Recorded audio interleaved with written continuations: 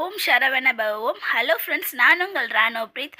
இன்னும் எங்கள் சேனலை சப்ஸ்கிரைப் பண்ணாதவங்க சப்ஸ்கிரைப் பண்ணிக்கோங்க. லைக் பட்டனையும் ப்ரெஸ் பண்ணிட்டு வந்துடுங்க. வீடியோக்குள்ளே போயிடலாம்.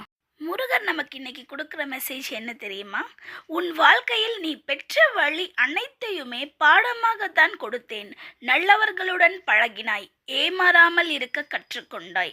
கெட்டவர்களுடன் பழகினாய், ஏமாறாமல் இருக்க கற்றுக்கொண்டாய். ஆனால் இந்த அனுபவத்தை வைத்து எப்படி முன்னேறுகிறாய் என்பதே மீதி கதை. நான் உடன் இருக்கிறேன், நம்பி முன் செல். யாம் இருக்க பயமேன். என்ன வரி இல்லைங்க. ஓகே. நேற்று அந்த பொண்ணோட அந்த கதையில் அவங்களோட வாழ்க்கையில் நடந்த ஒரு சிலதை சொன்னாங்க. நான் உங்ககிட்டயும் ஷேர் பண்ணிக்கிட்டேன். அது என்னன்னா, அது அது அவங்களுக்கு நடந்து எத்தனை வருஷம் ஆயிருக்கு தெரியுமா? கிட்டத்தட்ட 12 வருஷம் ஆயிருக்கு.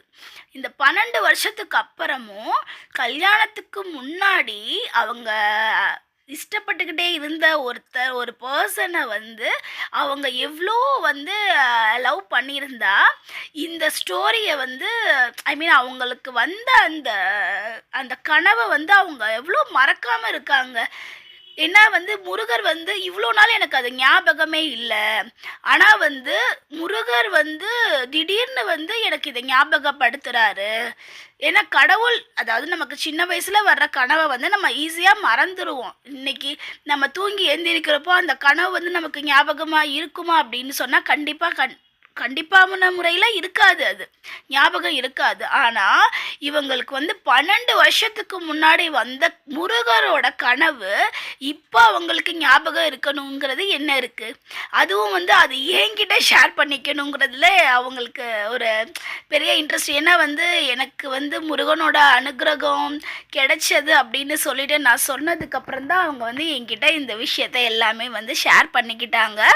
ரொம்ப heartful thanks to my dear sister. Next நம்ம முருகர் பற்றி தான் நிறைய போயிட்டுருக்கு. இதில் அந்த சகோதரி சொன்ன இன்னொரு விஷயம் என்னென்னா, அவங்க எந்த விரதமுமே இருக்க மாட்டாங்களாம். அதாவது கடவுள் நம்மளை ஆட்கொள்கிறார் அப்படின்னு சொல்லிட்டா நிறைய விஷயம் நடத்துவார். திரும்பின பக்கம்லாம் முருகர் இது பண்ணார், முருகர் இது பண்ணார். முருகன் அப்படின்னு சொல்லக்கூடாது, ஜென்ரலாக எல்லா கடவுளும் அப்படின்னு தான் சொல்லணும்.